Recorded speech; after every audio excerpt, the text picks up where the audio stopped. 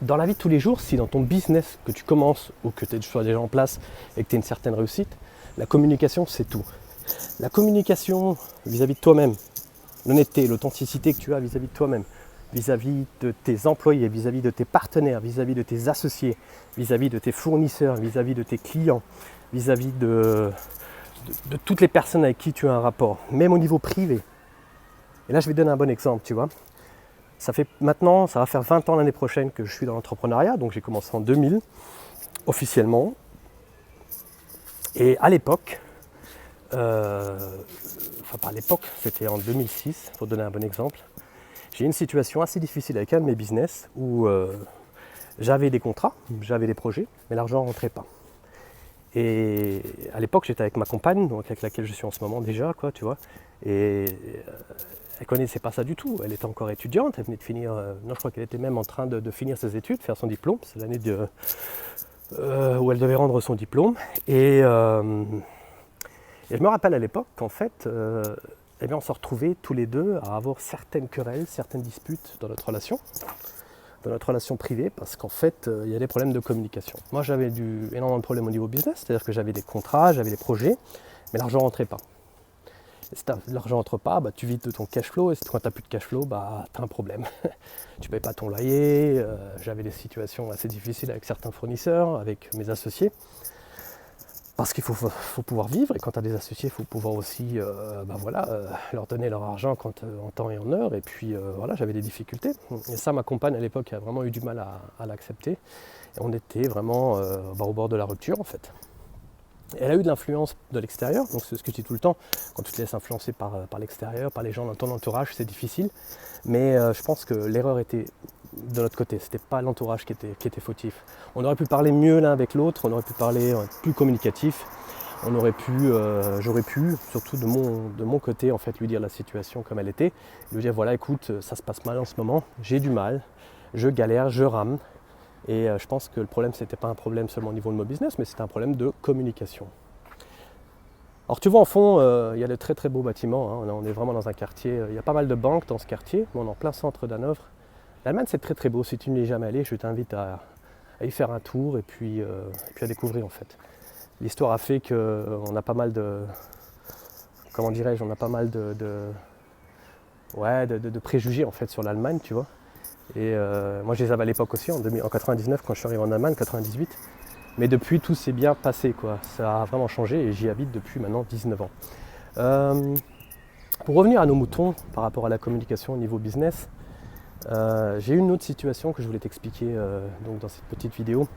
C'était que voilà, en 2008, j'ai fait une reconversion dans le conseil, en fait, si tu veux, le conseil en management et dans les systèmes d'information. Et je me suis retrouvé assez rapidement à la tête, faisant partie de la direction d'un cabinet de conseil. Et dans ce cabinet de conseil, je me suis retrouvé donc à diriger les employés. Donc j'étais responsable, j'avais des gros clients à gérer, je faisais partie de la direction et j'avais de grosses décisions à prendre avec mes associés. Et le gros problème que je me suis rendu compte assez rapidement, c'est qu'en fait, quand on ne connaît pas le truc, on se dit on est naïf, donc on se dit on a tous le même but. Et par manque de communication, je me suis rendu compte assez rapidement, je vais essayer de traverser la route ici, donc m'en veux pas si je regarde à gauche et à droite, mais j'ai pas envie de me faire taper par une bagnole. Ce qui s'est passé en fait, c'est que mes associés et moi-même, en fait, on avait des objectifs, on avait des visions, on avait un but bien concret dans ce business, mais c'était vraiment des buts différents. Et par rapport à ça, donc, je me suis rendu compte en fait, par le manque de communication, en fait, on suivait tous un but, une destination, mais qui n'était pas la même. Et c'est pour ça que des fois ça pète. Ça pète parce que voilà, il y a des manques de communication, ça pète parce qu'en fait la société oblige par rapport à la situation dans laquelle elle se trouve à aller vers la droite et toi tu voulais aller vers la gauche, ça passe pas, donc tu t'exprimes. Et il y a un truc qui se passe aussi quand tu travailles avec des associés, c'est le problème de manque d'honnêteté. Enfin, je dirais, c'est peut-être pas le bon mot, manque d'honnêteté, mais tu vois, t'oses pas trop dire que tu as du mal et que tu as peut-être des choses que tu comprends pas, que tu as peut-être des choses que tu aimerais bien qu'on te réexplique. Je me suis souvent retrouvé, surtout au départ, parce que j'y connaissais rien du tout, enfin j'y connaissais rien, je n'avais jamais été à la tête d'un groupe faisant plusieurs millions d'euros et puis avoir autant de responsabilités au niveau personnel, au niveau des clients, ceci, cela, je t'ai déjà dit auparavant, donc il y avait quand même pas mal de pression. Et j'osais pas des fois, je donnais toujours mon avis. D'ailleurs c'est pour ça que j'ai été apprécié pour ce que je faisais, et surtout pour ce que j'étais, pas pour ce que je suis. C'est parce qu'en fait je dis ce que je pense. Voilà.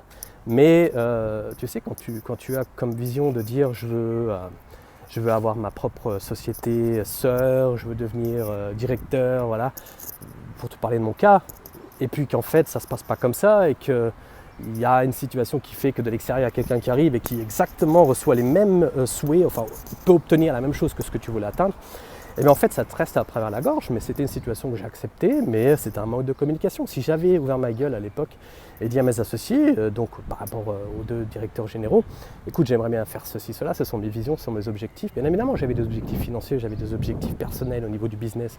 C'est comme ça que ça fonctionne dans le business, attention. Mais si tu n'es pas honnête avec toi-même, si tu n'es pas honnête avec tes partenaires, avec les gens avec qui tu travailles, eh bien c'est difficile. C'est difficile et c'est ça que je voulais dire dans cette vidéo. La communication en général, elle est vachement importante. Si tu n'es pas capable de communiquer correctement vis-à-vis de toi-même, de te poser les bonnes questions, d'avoir les bons résultats, d'avoir les bonnes conclusions, et que toi tu n'es pas capable de dire les choses telles qu'elles sont vis-à-vis de tes associés, vis-à-vis de ta partenaire ou de ton partenaire privé, et tes partenaires ou ta partenaire sur le plan professionnel, ça va être chaud. La communication, elle se fait, mais toujours bidirectionnelle, elle se fait de manière honnête. Donc, sois honnête à toi-même, vis-à-vis de toi-même, sois authentique. Je regarde à gauche et à droite, parce que voilà, il y a un croisement. Et voilà quoi, donc fais les choses de manière simple, vois les choses de manière logique, et puis sois honnête avec toi-même, et vis-à-vis de tes partenaires et les gens avec qui tu travailles dans ton entourage. Voilà. Il y a du vent, je viens de recevoir un truc dans l'œil, m'en veux pas trop, voilà. Derrière moi c'est l'opéra allemand, l'opéra d'Hanovre. C'est un très très beau bâtiment, je ne sais pas si tu arrives à le voir. Et là je fais un croisement, j'aimerais bien traverser la route, mais c'est difficile, je ne suis pas du genre à pouvoir faire 50 000 trucs à la fois. Je suis la preuve qu'on devrait se concentrer sur une seule chose à la fois, parce que j'arrive pas par exemple à te parler, penser à ce que je dois te dire, et regarder en même temps. Regarde la petite bagnole qui arrive derrière là, tu vois. Et on a de la belle bagnole sur Hanovre. Voilà, ça c'est une des rues les plus importantes à Hanovre. Dans ce bel hôtel là-bas derrière, tu vois, il y a Arnold Schwarzenegger qui a déjà dormi là. C'est un très très bel hôtel 5 étoiles, c'est un petit, c'est pas un palace mais c'est un bel hôtel. Et voilà, il y a du beau monde aussi à Hanovre quoi, comme partout. Mais enfin bon, c'est pas l'essentiel dans la vie, enfin tout moins ce qui me concerne. Voilà.